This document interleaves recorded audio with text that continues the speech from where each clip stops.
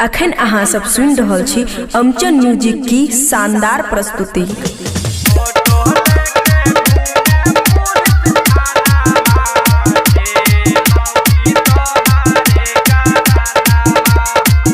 खुशी recording studio बलुआहा।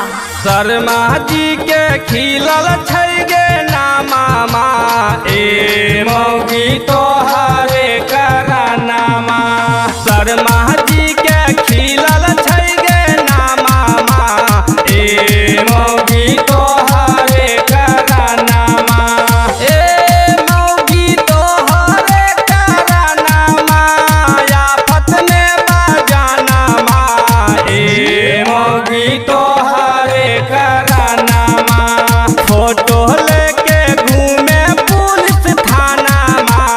ए मौगी तोहरे करानामा ए मौगी तोहरे करानामा।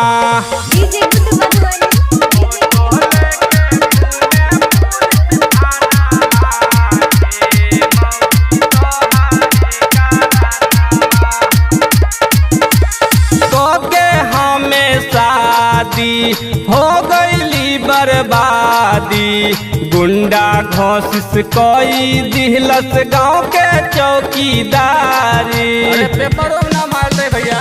तोके हमें शादी हो गईली बर्बादी।